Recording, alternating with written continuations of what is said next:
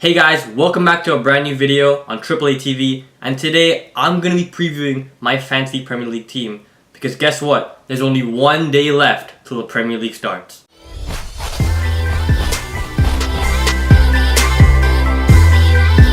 So if you've never heard of fantasy Premier League, it's pretty much picking starting 11 and subs, and based on how they do in real life, for example, say suppose Lukaku scores a hat-trick in real life, then you get a certain amount of points, and those points tally up, and every week you're trying to beat other people in your league. So you have a 100 million budget. That's the general for everyone has a 100 million budget, and you may think it's a lot of money at the start, but trust me, it goes really quickly. And so you may try to spend all your money on the big players, but if you do that strategy, you're going to be left with no money to spend on your defense and your midfield. So you have to allocate your budget, spend it really wisely. You don't want to be buying just big name players, because you have to look at also the fixtures, which team are playing the so-called easier teams and where this certain kind of player can score more points. So that's the kind of strategy you should be looking at. I'm going to get straight into my team, and I'm going to be telling you why I picked these players and why I think they will start off well this season. So in net, I've gone with David De Gea. David De Gea is, in my opinion, the best goalkeeper in the Premier League at the moment. He's been doing it for a couple of seasons now. He's probably Man United's best player. And De Gea, he's been saving United for quite a few seasons. So De Gea, if you look at the fixtures, they're playing West Ham at home, and then they play a couple of easier teams after that. So I expect that David De Gea will be able to keep a clean sheet for at least 2 of the 3 games of the next 3 games. And for most of the season, I expect him to be up there with the clean sheet record. So David De Gea, he's my first choice goalkeeper. My backup goalkeeper, who I won't be using much of this season, but in case David De Gea gets injured, he might step in. So the goalkeeper I've gone with is Mainpa, and I've not really heard much of him, but all I know is that he is, I believe, Brighton. Yes, he's Brighton's starting goalkeeper, and Brighton have just been promoted to the Premier League, and I've tipped them to be relegated this season. And I'll be making a Premier League prediction video soon after, so check that out once it's up.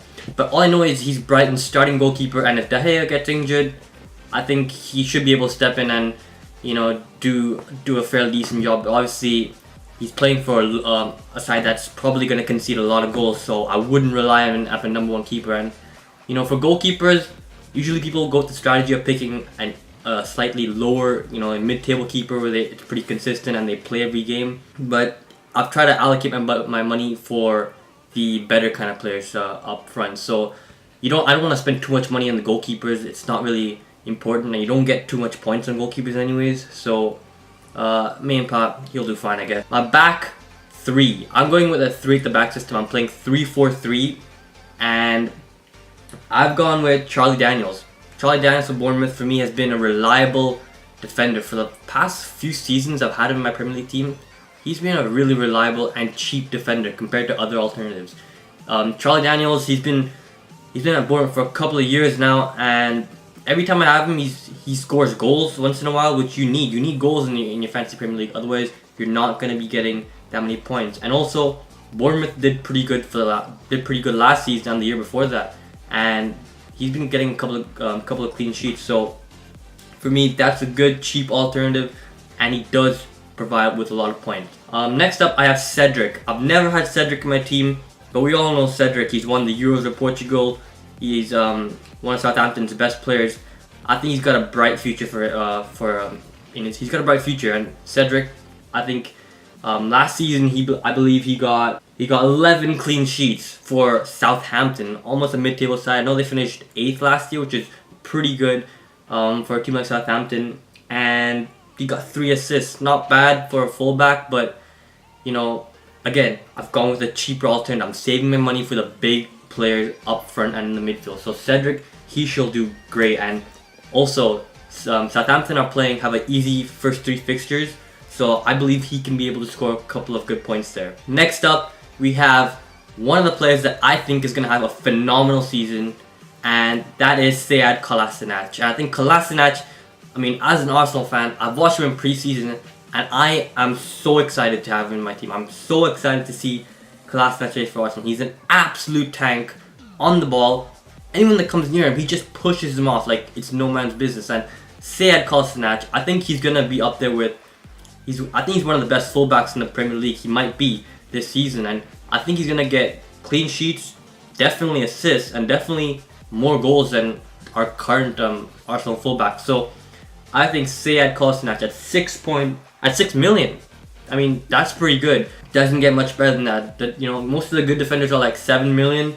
Sead Kolasinac 1 million less. And I think that's a good steal. Many people might not see that and might go under the radar. But I think Kolasinac, I think he's gonna be phenomenal.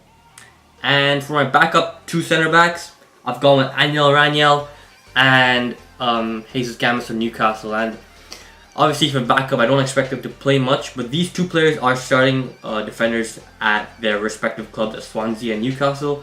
And obviously they're going to be conceding a lot of goals, so I don't hope to have them in my team. But obviously for money's sake and for saving money, I've gone with them. And from looking at previous seasons, they've not done too bad. They've actually well, I don't know about Gomez because this is his first season in the Premier League, but Aniel Raniel, he's been in the Premier League for a couple of years now, and he's a fairly good defender. He gets just below 100 points in a season, and that's not bad. So I'll take that as a substitute defender. Now, moving on into the midfield. My first midfielder and my only Spurs player in my team, Christian Eriksen. Christian Eriksen is one of those players I've rated for a long time. Christian Eriksen got 20 assists last year. He got double digits in goals and assists, so phenomenal season. I think he might be able to continue that. But the only thing I have with Spurs this season is they're moving into Wembley. As we've seen from last year's Champions League, they didn't do too well. But I think Eriksen, I think he might be in my team for maybe the entire season. I think he's gonna have a good season. So Christian Eriksen, he goes in there. Next to him, I have De Bruyne at 10 million. He got double digits in assists, 21 and 6 goals. So De Bruyne, I think he's only gonna improve at Man City. He's playing under a world-class manager of Pep Guardiola. De Bruyne, I think he's gonna have a flying start at Man City this season.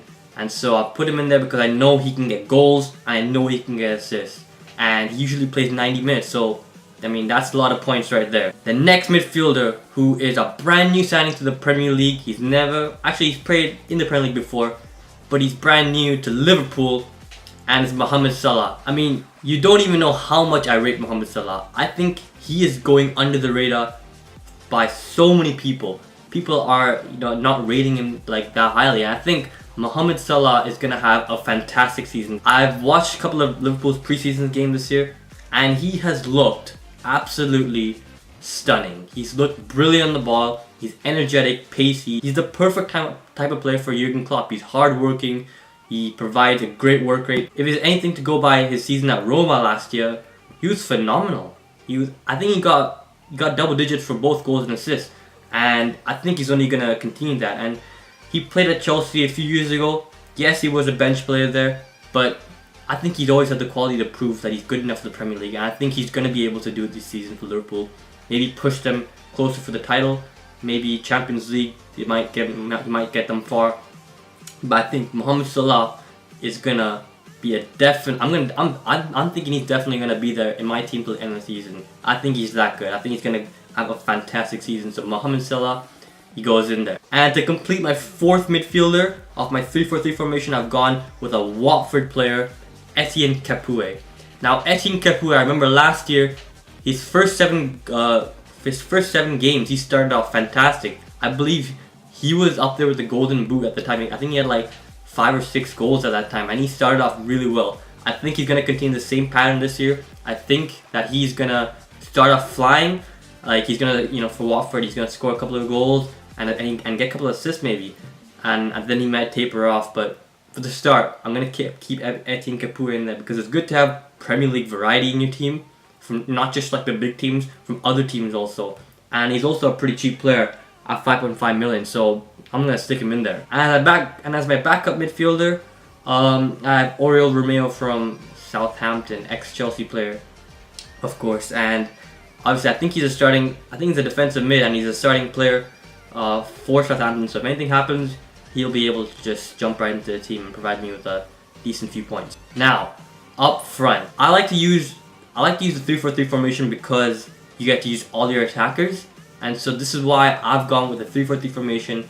And my first striker is, obviously, you know, I'm a big fan of this guy, Alexandre Lacazette. Lacazette is, I know he's new to the Premier League. If you're going by his passive seasons at Lyon, he scored 30 plus goals in I think all of them. At least double digits for what I know. And Lacazette, he is absolutely phenomenal. And I think Lacazette is, he might struggle at the start, but trust me, Lacazette will eventually come good. And fun fact, Thierry Henry scored his first Premier League goal against Leicester. Ian Wright scored his first Premier League goal against Leicester. Will Lacazette do the same thing? And all these players became top goal scorers at Arsenal. So, not saying that could happen, but I think Lacazette is he's gonna definitely be up there for the Golden Boot at the end of the season. And that's why I put him in, because I know he can provide me with goals. Next up, we have Gabbiadini from Southampton. I can't believe I have 3 Southampton players in my side. But going off when they signed Gabbiadini last season, they signed him in the January transfer window from the Serie A, and he hit the ground running. And I think he's going to do the same thing at the start of the season. He might taper off later, but I think Southampton have a very good striker in him. And looking at Southampton's next 3 fixtures, it's pretty easy. And I'm expecting him to get a couple of goals in those games. And Gabbiadini, you know, he took Southampton to the Cup final last year. He scored twice in it, but unfortunately Man United came up and won for them. But I think Gabbiadini, he's kind of that underrated striker you don't really look at. And I think that's a pretty good signing in my opinion. I think he's going to start off well. I might have to take him out later, but Gabbiadini is going to be there in the start of the season. So I think that's a pretty good signing at 7.5 million.